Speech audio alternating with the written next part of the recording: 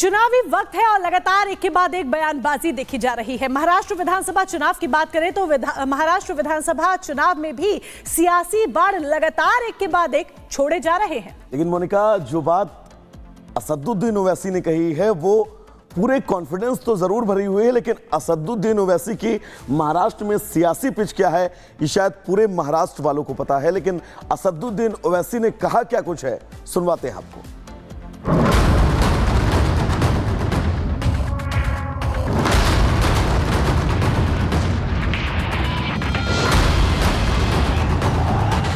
महाराष्ट्र विधानसभा चुनाव को लेकर राज्य में सियासी पारा चढ़ा हुआ है।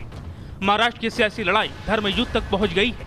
भड़काऊ भाईजान का भड़काऊ खेल लगातार जारी है और सबसे दिलचस्प मुकाबला AIMIM चीफ ओवैसी और महाराष्ट्र के डिप्टी CM देवेंद्र फडणवीस के बीच चल रहा है। सियासी लड़ाई धर्म युद्ध तक आई। फडणवीस के बयान के बाद ओवैसी ने फडणवीस के खिलाफ मोर्चा खोल दिया है। फडणवीस ने कहा था कि महाराष्ट्र में वोट जिहाद का मुकाबला वोटों के धर्म युद्ध से है। ही निवडणूक वोट जिहादचं उत्तर एकत्रितपणे मतदान करण्याची निवडणूक आहे आणि म्हणून या निवडणुकीमध्ये आपले पाचही उमेदवार या ठिकाणी निवडून आणा। हिंदुओं को एकजुट करने की फडणवीस की कवायद से भड़काऊ भाईजान बौखलाए हुए हैं। उन्होंने अब फडणवीस के खिलाफ मोर्चा खोल दिया है। ओवैसी इस कदर भड़के हुए हैं कि अब बदजुबानी पर उतर आए हैं। ओवैसी मुगलों की शान में कसीदे पढ़ रहे हैं, फडणवीस को इतिहास पढ़ा रहे हैं।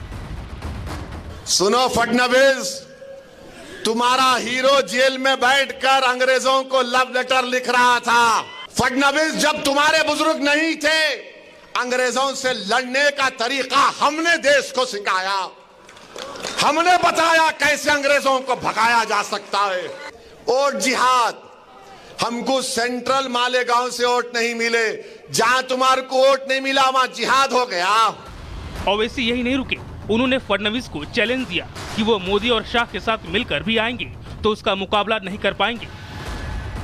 देवेंद्र फडणवीस, याद रखो, तुम मेरी जबान का मुकाबला नहीं कर सकते ना। अगर तुम मोदी अमित शाह भी बैठ गए तो मेरी जबान का मुकाबला नहीं कर सकते। ओवैसी ने यह भी दावा किया कि फडणवीस का CM बनने का सपना टूटने वाला है। फडणवीस, तुम ख्वाब देख रहे मुख्यमंत्री का, इंशाअल्लाह ताला तेरे ख्वाबों पर मिट्टी पड़ेगी इंशाअल्लाह ताला। ओवैसी का आरोप है कि इस चुनाव में वोट जिहाद बनाम वोटों का धर्म युद्ध एक बड़ा एजेंडा बनाने की कोशिश बीजेपी कर रही है और ये बात ओवैसी को नागवार गुजर रही है।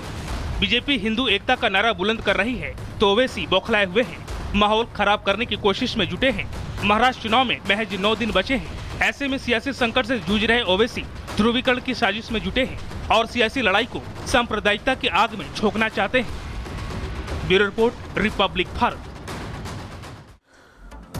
तो दर्शकों, ओवैसी इस वक्त सियासी संकट से जूझ रहे हैं और महाराष्ट्र चुनाव में जिस एम फैक्टर को लेकर वो लगातार अब काम कर रहे हैं, वो एम फैक्टर महत्वपूर्ण कितना है वो हम आपको ग्राफिक्स के जरिए समझाते हैं। दरअसल महाराष्ट्र में कितने मुस्लिम वोटर प्रभावी हैं, अगर इसकी बात करें तो महाराष्ट्र में 1.3 करोड़ मुसलमान हैं। कुल 11.24 करोड़ आबादी का 11.56%, 38 विधानसभा सीटों में मुस्लिम आबादी 20% के आसपास है। 9 सीटें ऐसी हैं जहां पर 40% से ज्यादा मुस्लिम आबादी है। 10 सीटों पर 25% से ज्यादा मुस्लिम आबादी है।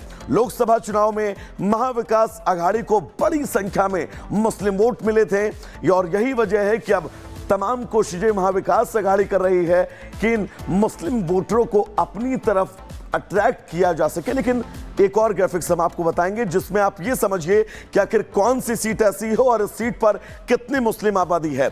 मानखुर्द शिवाजीनगर में 53% मुस्लिम है और यहां पर भी लगातार ओवैसी प्रचार प्रसार करते हुए आपको नजर आए। धारावी में 33.05%, मलाड वेस्ट सीट ऐसी जहां पर 27.07% मुस्लिम वोटर। अगर बात मुंबा देवी की करें तो यहां पर दर्शकों फीसदी के आसपास मुस्लिम वोटरों की जनसंख्या है।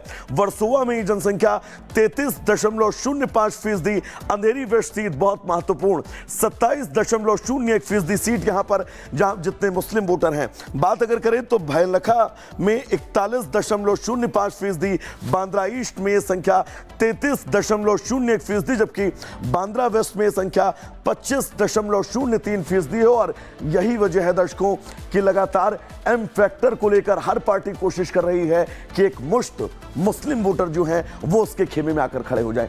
अगली अहम खबर क्या है, जाग उठा भारत में सीधा रुख करेंगे मोनिका का। मोनिका। बिल्कुल वैभव, आप एम फैक्टर की बात कर रहे हैं और न सिर्फ एम फैक्टर बल्कि इसके अलावा भी महाराष्ट्र विधानसभा चुनाव में कई मुद्दे हैं। चुनावों की तारीखों की बात करें तो मतदान को देखिए सिर्फ 9 दिन बाकी रह गए हैं और काउंटडाउन जिस तरीके से शुरू हो गया है, ऐसे में सियासी पारा भी हाई होता जा रहा है। भगवा की एंट्री भी हो चुकी है महाराष्ट्र विधानसभा चुनाव में, जिसको लेकर कांग्रेस के वार पर अब सियासत हाई है।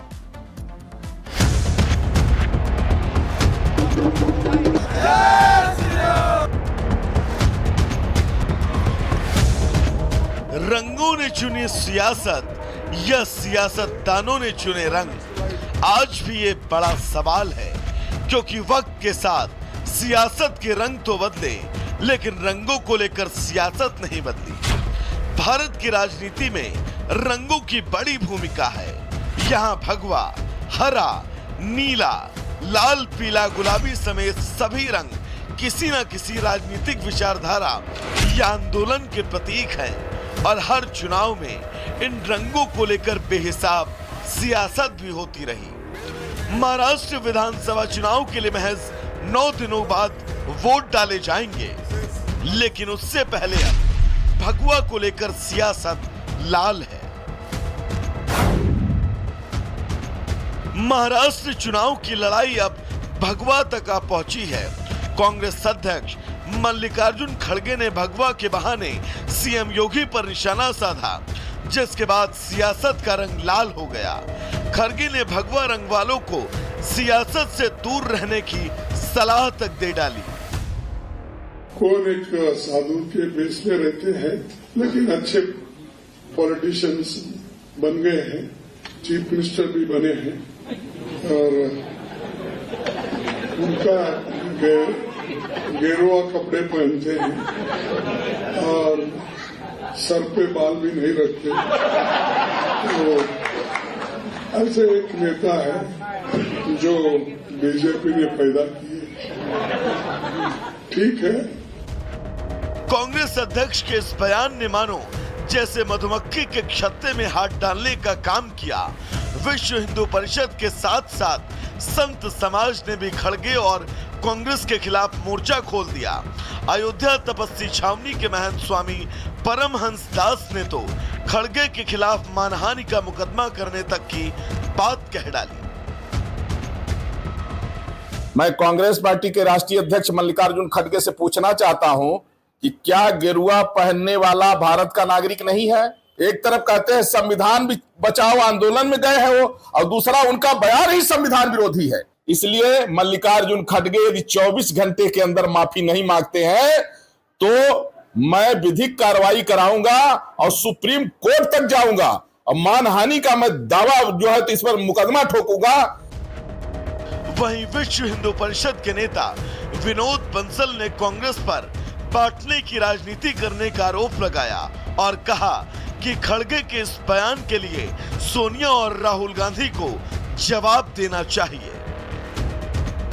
अपनी गंदी जबान से बेहुदा बातें करने से बेटर है कांग्रेस के जो अध्यक्ष महोदय हैं माफी मांगे अपने हिंदू द्रोही कैरेक्टर को लेकर के। आपने पिछले 70 वर्षों में किया क्या भाई?